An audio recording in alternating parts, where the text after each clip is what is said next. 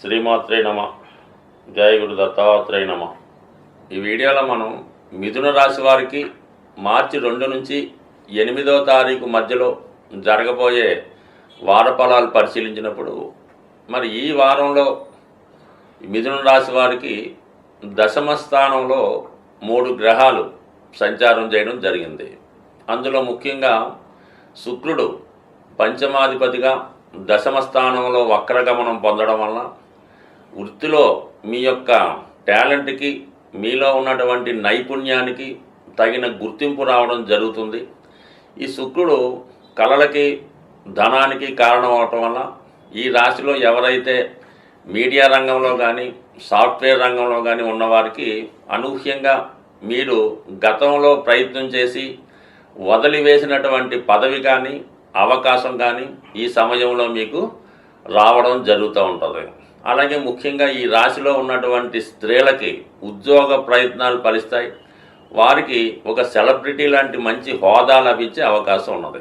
అలాగే మీ యొక్క సంతానం యొక్క అభివృద్ధి మీకు చాలా వరకు ఆనందాన్ని కలిగించే అవకాశం ఉంది. అలాగే వ్యక్తిగతంగా లగ్నాధిపతి, రాశ్యాధిపతి అయినటువంటి బుధుడు దశమ స్థానంలో, నీచ స్థానంలో ఉన్నప్పటికీ కూడా అక్కడ ఉన్నటువంటి శుక్రునితో కలిసి ఒక నీచభంగ రాజయోగం ఏర్పడడం వల్ల జాతకుడికి ఒక ఫెయిల్యూర్ గతంలో వచ్చినప్పుడు కూడా దాన్ని అధిగమించి దానిపైన అనేక రెట్లు విజయం సాధించే అవకాశం ఉంది. గతంలో మిమ్మల్ని వద్దనుకున్న వాళ్ళే తిరిగి మిమ్మల్ని ఆహ్వానించి మీకు ఆ పదవి కానీ, హోదా కానీ ఇచ్చే అవకాశం ఉంది. మొత్తం మీద మిమ్మల్ని మీరు రుజువు చేసుకుంటూ అటు వృత్తిపరంగా చాలా ఇంప్రూవ్మెంట్ అయ్యే అవకాశం ఉంది. మరి ఈ బుధ శుక్రుల దశమస్థాన స్థితి వల్ల ఇక రాహు ఎప్పుడు కూడా దశమస్థానంలో ఉన్నప్పుడు విదేశ వ్యవహారాలు కానీ, విదేశంలో ఉన్నటువంటి వారికి ఈ గ్రహం చాలా అనుకూలిస్తూ ఉంటుంది. ముఖ్యంగా ఈ రాశిలో ఉన్నటువంటి నిరుద్యోగులు ఈ సమయంలో ఉద్యోగ ప్రయత్నాలు చేయడం వల్ల కంపల్సరిగా వారికి ఒక గొప్ప పేరున్నటువంటి సంస్థలో ఉద్యోగ అవకాశాలు వచ్చే అవకాశం ఉంది. ఇక రాశిలో ఉన్నటువంటి కుజుడు ప్రస్తుతం రుజుమార్గంలోకి మారడం వల్ల గతంలో కన్నా మీలో కొంత నిదానంగా పనిచేసే స్వభావం కలుగుతుంది. ఎవరిపైన ఏ విధంగా కూడా తొందరపడకుండా చాలా ఆలోచించి నిర్ణయం తీసుకోవడం వల్ల ఫైనల్ సక్సెస్ మీకే వస్తుంది.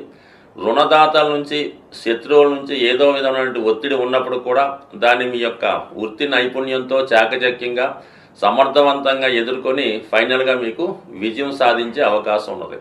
ఈ సమయంలో క్రీడా రంగంలో ఉన్న వాళ్ళకి కానీ, ఏదైనా కాంపిటేటివ్ ఎగ్జామ్స్లో పాల్గొన్న వారికి, అలాగే ఎక్కువగా ఈ దేహ దారుఢ్యాన్ని అవకాశంగా తీసుకుని పోలీస్ డిపార్ట్మెంటు, ఎక్సైజు, మిలిటరీ వాటిలో ప్రవేశిద్దాం అనుకున్న వారికి ఈ కుజుడు చాలా సహకరిస్తాడు. అలాగే మీ ఆరోగ్యాన్ని ఇంప్రూవ్ చేసుకునే నిమిత్తం మీరు ఏదైనా బాడీ బిల్డింగు, వ్యాయామం, రన్నింగు, వాకింగ్ చేయడానికి కూడా ఈ కుజుడు మీకు సహకరించే అవకాశం ఉందండి. కొంతవరకు మీలో ఉన్నటువంటి బద్ధకాన్ని ఏమంటే తగ్గించి చాలా యాక్టివ్గా ఉండేలా ఈ కుజుని యొక్క ప్రయత్నం జరుగుతూ ఉంటుంది. అలాగే ముఖ్యంగా ఈ వారంలో ఏర్పడినటువంటి మార్పు ఏంటంటే మరి దశమ వ్యయాధిపతులైనటువంటి గురు శుక్రుల మధ్య ఏర్పడినటువంటి పరివర్తన కారణంగా అనూహ్యంగా ఉద్యోగరీత్యా మీరు కొన్నాళ్ళ పాటు వేరే ప్రాంతంలో ఉద్యోగం చేయవలసి ఉంటుంది. అలాగే మీరు స్థల మార్పు కొరకు కానీ, ఉద్యోగ మార్పు కొరకు కానీ చేసే ప్రయత్నాలు 100% ఫలించే అవకాశం ఉంది.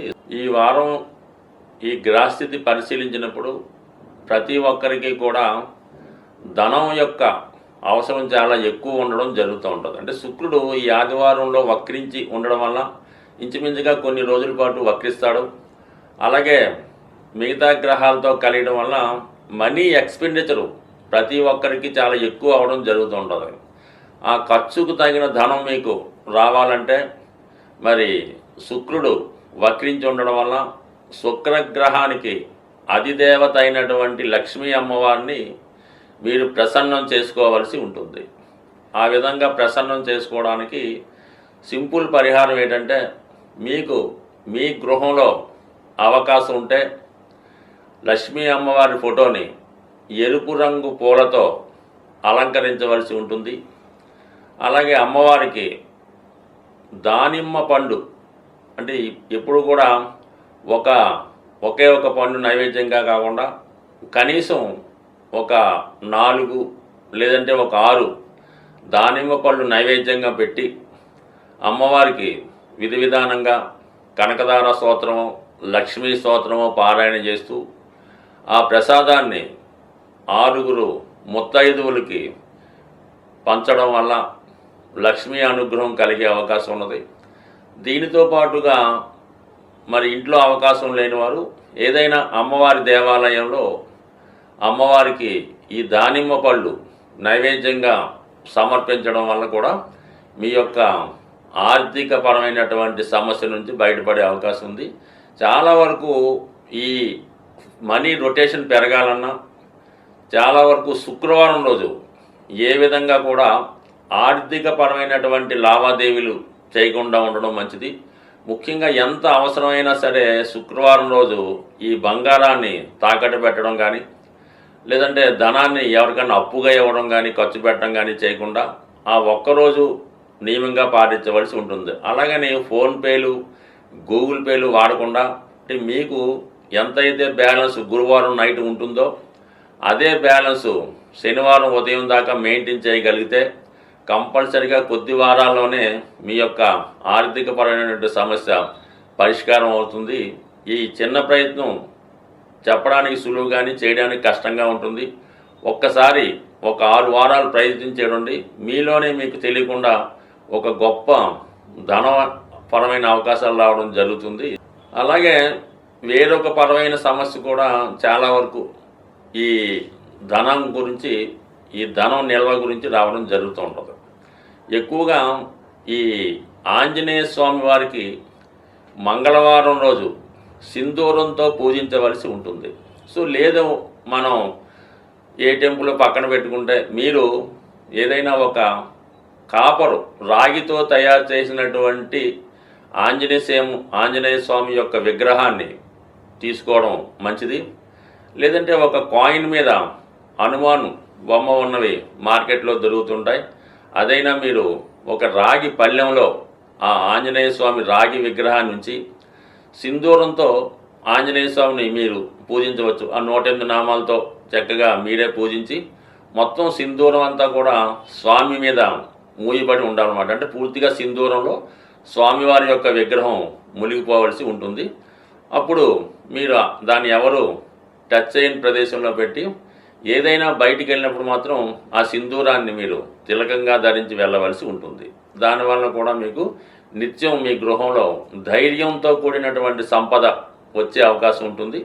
అలాగే ఇదే రెమెడీ మీరు మన విఘ్నేశ్వరుడు కూడా బ్రహ్మాండంగా చేయొచ్చు. విఘ్నేశ్వరుడిని కూడా సింధూరంతో అష్టోత్తరంతో పూజ చేయడం వల్ల కూడా మీకు కేవలం ఈ రెమెడీ పనిచేసే అవకాశం ఉంది. దీంట్లో ఎక్కువగా ఉపయోగించవలసింది స్వచ్ఛమైనటువంటి సింధూరం, కల్తీ లేని సింధూరం. అలాగే కాపర్ ప్లేట్లో కాపర్తో చేసినటువంటి ఆంజనేయ స్వామి విగ్రహం కానీ లేదంటే విఘ్నేశ్వరుడు యొక్క విగ్రహం కానీ ఉండవలసి ఉంటుంది. ఈ రెమెడీ చాలామంది ఆచరించి విజయం సాధించడం జరిగింది. కాబట్టి ఏదైనా ఒక రెమెడీ మీరు చేస్తున్నప్పుడు దాని మీద అనేక సందేహాలు రాకుండా మీరు చేస్తున్నటువంటి రెమెడీ ఇతరులకి చెప్పకుండా చేయడం వల్ల దాని ఫలితం చాలా ఎక్కువగా వచ్చే అవకాశం ఉంటుంది. కాబట్టి ఒకసారి ప్రయత్నం చేయడం వల్ల ఆటోమేటిక్గా మీ యొక్క ఆర్థిక సమస్యలు బయటపడతాయి. దానికన్నా ముందు ఆర్థిక సమస్యను ఎదుర్కొనే ధైర్యం రావడం జరుగుతూ ఉంటుంది. అందుకే ధైర్య సాహసే లక్ష్మి అన్నారు. కాబట్టి మరి ధైర్యంతో ఏ పని చేసినా మీకు ఆ కార్యం సిద్ధిస్తుంది. స్వస్తి.